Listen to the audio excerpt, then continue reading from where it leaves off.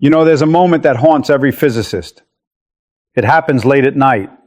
Usually you're sitting with your equations, your coffee's gone cold, and suddenly you realize you've been asking the wrong question your entire career.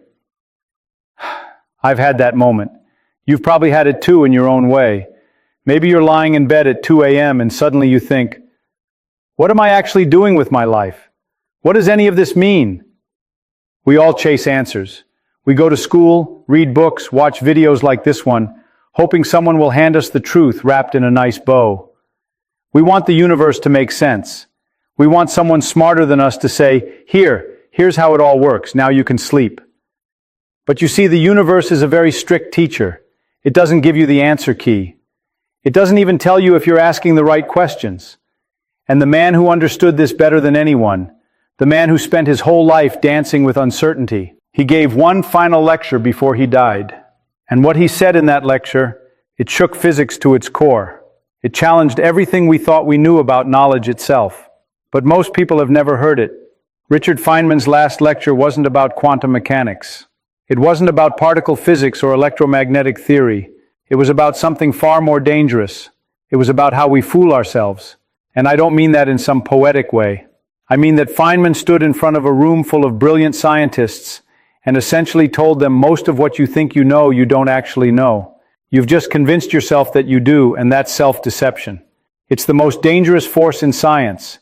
He wasn't being modest, he wasn't being polite. He was giving a warning because Feynman had seen what happens when smart people stop questioning themselves. He'd seen it at Los Alamos. He'd seen it in the Challenger disaster investigation. He'd seen it in university departments filled with professors who'd stopped being curious decades ago. And his message was harsh. The first principle is that you must not fool yourself, and you are the easiest person to fool. That line changed physics, and if you truly understand what he meant, it might change you too. And before you think this is just some feel-good advice about staying humble, let me tell you why Feynman was genuinely frightened when he said this. Because he wasn't talking about other people's mistakes. He was talking about a basic flaw in the human brain itself. A flaw that you carry with you right now, reading these words, believing you're immune to it. You're not immune, neither am I. And the moment you think you are, that's when it gets you. Let's strip away the mythology for a moment. Let's look at what Feynman actually said in his final years. Pieced together from his last lectures, his writings, and his famous Caltech commencement speech. He said that science isn't about being right. It's about being less wrong than you were yesterday. That sounds simple, but think about what that actually means for a moment. It means that every scientific theory you've ever learned, every equation, every law of physics is temporary, provisional, a stand-in until something better comes along. Newton's gravity worked beautifully for 200 years. Then Einstein showed it was incomplete. Einstein's relativity has worked for 100 years. And Feynman, he suspected it too was incomplete. Here's the part that gets uncomfortable. If the greatest theories in history were eventually proven to be approximations at best, wrong at worst, what makes you think the things you believe right now are any different? Not just in science, in everything. Your political opinions, your understanding of relationships, your beliefs about yourself.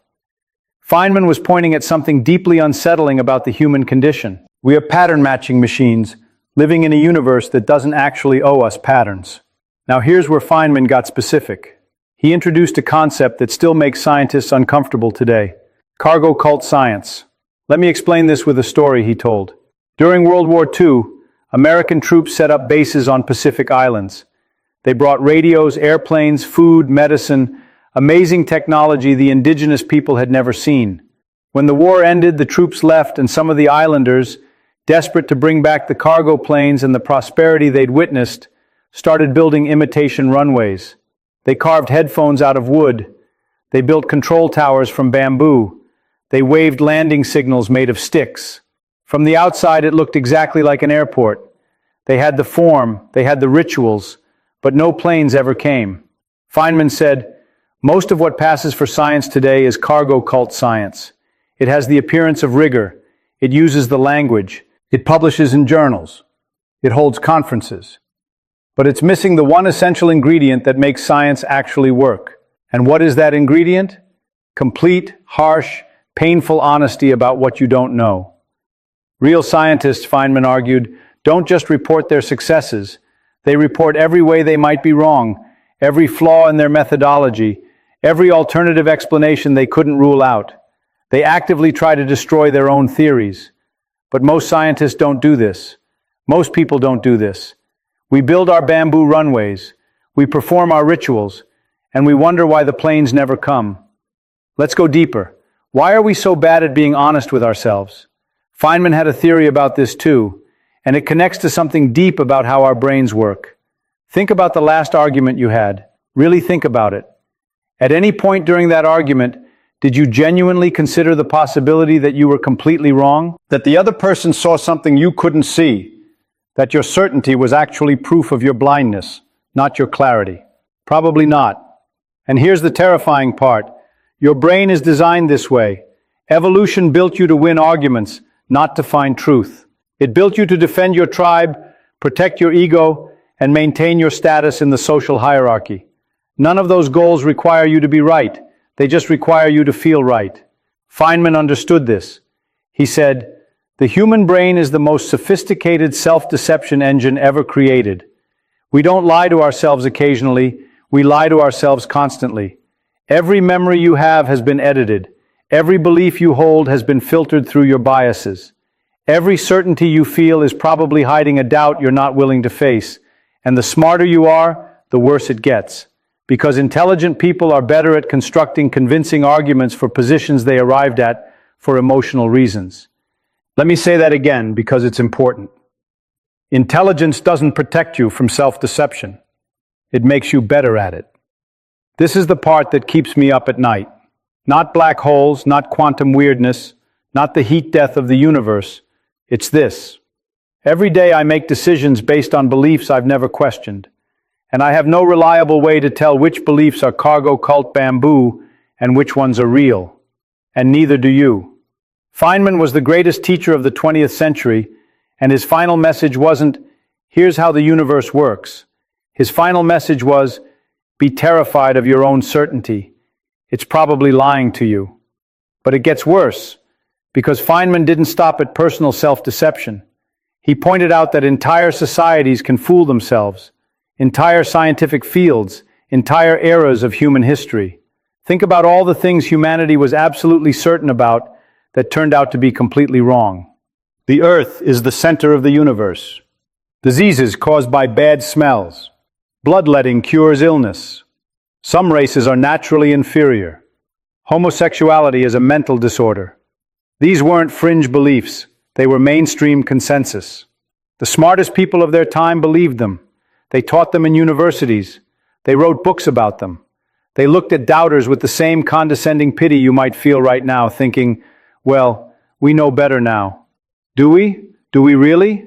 What if I told you that some of the things you believe right now with complete certainty will seem just as absurd to people 200 years from now? What if your grandchildren will look back at your generation the way you look back at people who thought the earth was flat? The uncomfortable truth is you can't know which beliefs those are. If you could, you wouldn't believe them. That's the trap. And here's where Feynman delivered his most radical idea. He said that doubt itself is not weakness. Doubt is the only path to truth. Think about that. We're taught from childhood that confidence is good, that knowing what you believe is strength, that changing your mind is flip-flopping, that admitting ignorance is shameful. Feynman said this is exactly backwards. He said the people who are most certain are usually the most wrong. The people who hold their beliefs loosely, who actively look for evidence against their positions, who say, "I don't know" without shame, those are the people who actually make progress. He pointed to the history of physics itself. Every breakthrough came from someone who was willing to say, "What if everything we think we know about this is wrong?" Newton did it. Einstein did it. Feynman did it with quantum electrodynamics. The scientists who clung to their certainty, they're footnotes now. Their names are only remembered as examples of what not to do. And this leads to an even stranger question, one that Feynman danced around but never quite answered directly. Maybe he couldn't. If we can never be certain, if doubt is the only honest position, if our brains are constantly fooling us, how do we live? Think about it. You wake up tomorrow, you make decisions, you choose what to eat, what to work on, who to spend time with, what to believe. You act as if you know what's good for you. You act as if your goals matter. You act as if your understanding of reality is at least roughly accurate. But Feynman just told you that everything you believe is probably contaminated with self-deception, that your certainties are probably illusions, that you're wandering through life with a map drawn by a brain that evolved to survive, not to see clearly. So what do you do with that information? Some people hear this and fall into nihilism. Nothing can be known, so nothing matters. But Feynman wasn't a nihilist, far from it. He was one of the most joyful, curious, engaged people who ever lived. He played bongos. He picked locks for fun. He went to strip clubs to do physics calculations. He extracted deep joy from existence despite or maybe because of his radical uncertainty.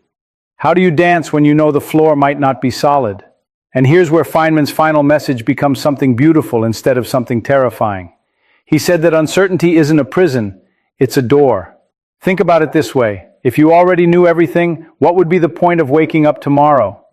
If all your questions were answered, if all mysteries were solved, if you had nothing left to learn, wouldn't that be a kind of death? Wouldn't that be boring beyond imagination? Feynman said that the joy of science, the joy of living, comes from the questions, not the answers. It comes from the pursuit, not the capture. Every time you say, "I don't know," you're not admitting defeat. You're opening a door to discovery. He looked at the universe with all its terrifying vastness, all its indifference to human existence, all its mysteries that might never be solved, and he saw wonder. He saw an endless playground for curiosity. He saw a gift. And here's what he said about doubt. I can live with doubt and uncertainty and not knowing. I think it's much more interesting to live not knowing than to have answers that might be wrong. Read that again. He wasn't settling for uncertainty. He preferred it because the alternative, false certainty, is a kind of mental death. It's the end of curiosity. It's the moment you stop growing. But personally, if you ask me if I could trade my doubt for certainty, even if that certainty were true, I wouldn't do it. I wouldn't trade the questions for answers because the questions are where the life is. Every morning I wake up not knowing something I'll know by evening. That's a good day. Every conversation that changes my mind, that's a gift. Every time I realize I was wrong about something I was sure about, that's growth.